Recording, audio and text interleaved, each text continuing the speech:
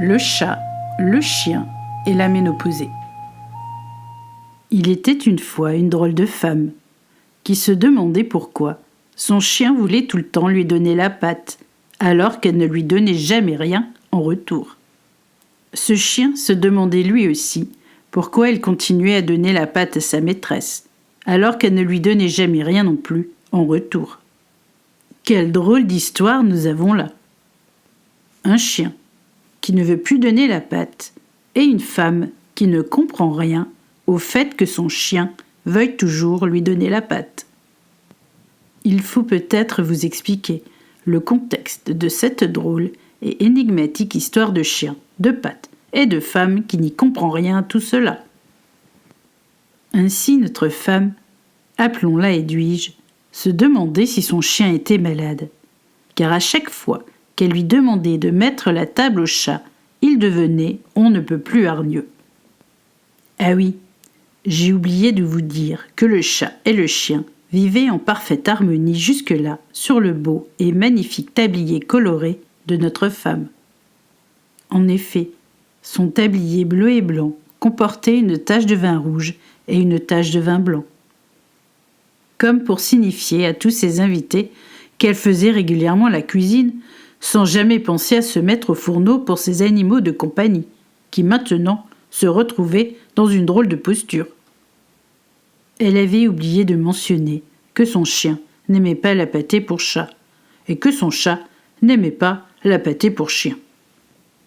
Quelle drôle d'idée de mélanger ainsi les genres, allez-vous me dire, car le chien aime sa pâtée au sanglier sauvage, et le chat sa pâtée au saumon, tout aussi sauvage que le sanglier du chien. Bref, nos animaux, aussi domestiques soient-ils, se devaient de faire respecter leur choix culinaire à leur bien-aimée maîtresse, qui pourtant ne rechignait jamais au câlin de trop, le soir, le matin et voire même l'après-midi, entre le jeu télévisé du 4 heures et la baguette aux aliments magiques du dîner parfait du 18 heures. Mais notre femme se refusait de rester stricte dans l'alimentation de nos deux animaux domestiqués à outrance, vu qu'ils ne faisaient même plus la différence entre être chien ou chat à force de manger ce que l'autre désire en retour. Le chat se prenait maintenant pour un chien, tout en aboyant à longueur de journée. De fait que le facteur devenait de plus en plus aigri, à force de se faire traiter de décadent par sa maîtresse, car il n'acceptait plus de se faire aboyer dessus par le chat. Chat qui pourtant n'aboyait pas fort, mais peut-être que les griffes accompagnant le cri ravageur déplaisaient au pantalon, et surtout au patron, plus que radin en matière de bons échanges cordiaux et surtout vestimentaires avec ses employés. Le chien, quant à lui, se retrouvait bien sagement en train de dormir sur le panier du chat. Enfin, sur son arbre à chat, qui l'autre jour a fini par tomber sous le poids plus qu'excessif du bulldog terrier, qui n'avait rien d'un chimpanzé ou d'une agile araignée, pour ainsi grimper en haut d'un mât destiné au siamois de la maison. D'ailleurs, le siamois s'était toujours demandé ce qu'il pouvait bien avoir de siamois, vu que son frère de chambrée ressemblait plus à une grosse baleine de laine emmitouflée dans un kilo de graisse trop élevé, pour ainsi se mêler à sa famille de félidés, sans aucune branche défaillante dans l'arbre généalogique, pourtant. Le chien, à force de manger du poisson, devenait de plus en plus chat, se léchant même les babines, lorsque la souris du voisin d'à côté et ses 1001 plantations de pommes de terre venaient ricaner à la fenêtre du chien, en voyant ce gros balourd grimper péniblement sur l'arbre à chat, qui ressemblait plus à une sorte d'immeuble en construction, dont le premier étage ne viendrait jamais à se concrétiser. En effet, notre femme l'avait réduit à sa stricte première marche, cet arbre à chien, puisque aucun chat ne supporterait de dormir aussi près du sol. Le chat, lui, avait décidé d'aménager une niche en face de la porte d'entrée pour surveiller les allées et venues de notre maîtresse, lui déchirant chaque jour les collants, à force de vouloir l'empêcher de partir acheter du pâté à chat ou à chien. À force, il ne savait plus rien de la raison qui le rendait aussi dingue face à sa maîtresse à chaque fois qu'elle lui demandait de lui donner la patte pour recevoir un gâteau 3 fois trop grand et 3 fois trop gros. Car le chat, lui aussi, commençait à ressembler à un bulldog terrier à force de l'y faire croire. La bonne et véritable force du marchand de viande locale, Jérôme, le boucher du coin, est de ne jamais s'énerver et de toujours trouver le bon mot pour rassurer ses clients.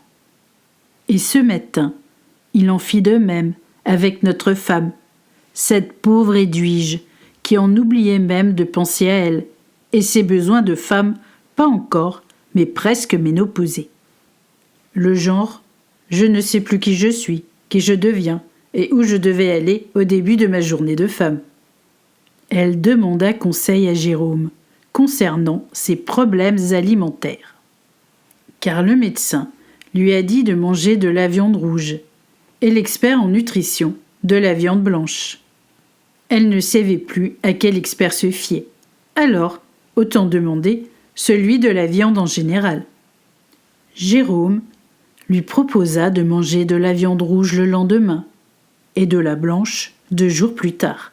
Ainsi, elle ne décevrait ni son médecin et ni son nutritionniste. Vous en profiterez pour donner une portion de viande rouge aux chiens et une portion de viande blanche aux chats, et ainsi, eux aussi, seront contents. Contrairement au vecteur, qui n'arrête pas de s'acheter des saucissons parce que votre chat se met à lui courir après pour le griffer jusqu'au sang. Il est traumatisé, le pauvre. Ah bon ? Je pensais pourtant bien faire en inversant les rôles de la maison. Parce que le docteur, il me dit que la ménopause, c'est comme les chiens et les chats parfois. Faut les prendre à revers pour mieux les contrôler, et c'est ce que j'ai fait. Moi, tout ce que je sais, c'est que le chat, il doit pas se mettre à aboyer. Sinon le chien, il devient fou de ne servir à rien et de ne plus jamais recevoir son cadeau de bon gardiennage de la maison en retour. C'est le meilleur moyen pour déprimer ça, Madame Edwige, je vous le dis. Ah bon, et moi, qui croyais bien faire, en les rendant un peu plus libres de leur vérité de chien et de chat. Écoutez, Madame Edwige, un chien, ça mange du bœuf ou du sanglier, et un chat, du poisson, voire du poulet ou du lapin, et ça s'arrête là. Pas besoin de chercher plus loin. Ok, Jérôme.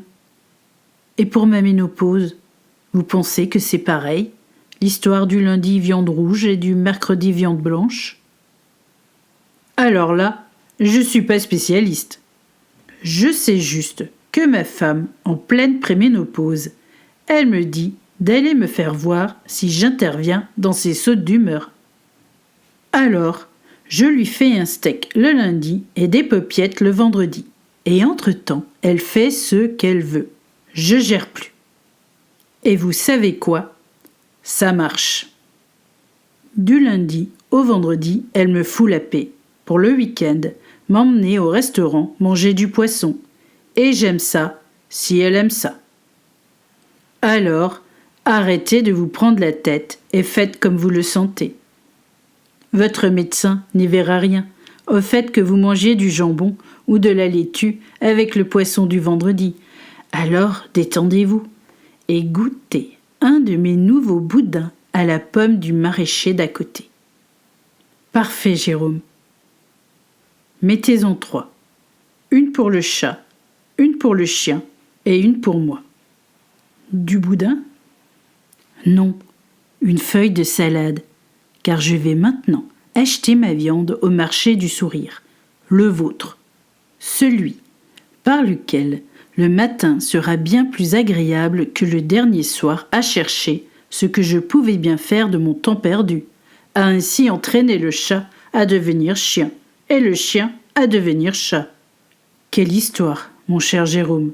Je vais maintenant stopper tout cela pour revenir au basique. La marche à pied avec Hector le bulldog et les câlins ronrons avec Maxime le siamois délicat et sans avenir si je ne lui rends pas son frère en bonne et due forme.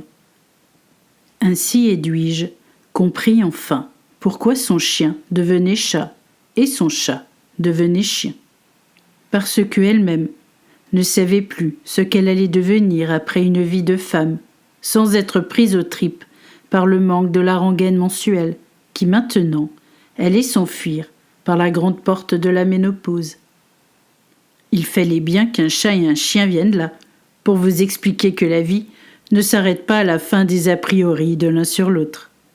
Mais quand on finit par devoir se dire de ressembler à l'autre pour mieux devenir soi. Mais que nenni.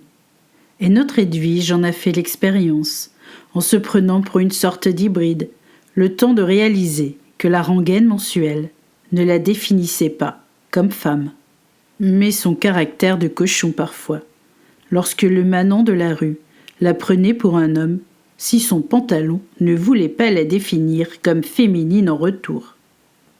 Mais peu importe, elle en restait femme, car elle aime son homme, qui lui avait depuis bien longtemps compris qu'il ne fallait pas contrarier une femme en pleine pré- et post-ménopause si on ne voulait pas finir sans viande au repas du midi.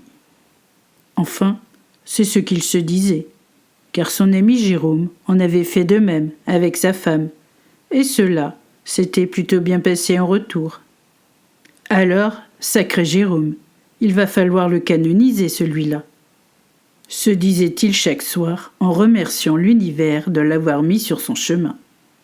Alors, foi de comtesse, je vous souhaite une bonne ménopause à tous. Enfin, pas à tous, évidemment, mais à ceux qui, comme moi, parfois se demandent s'ils sont encore chiens ou chats en se levant le matin.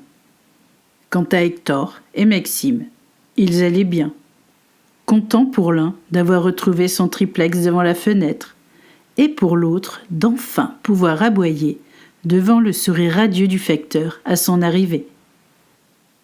À la semaine prochaine, les amis, pour une histoire encore plus loufoque. Attendez-vous au pire du meilleur, comme d'habitude, avec mon imagination de folle dingue de la ménopause heureuse sur Terre, et dans les étoiles du renouveau, bien évidemment. Ah, au fait, n'oubliez pas de sonner la cloche et de lever le pouce, pour qu'une bande de nouveaux amis puisse à nouveau se reformer, maintenant que je reviens en pleine forme vers vous.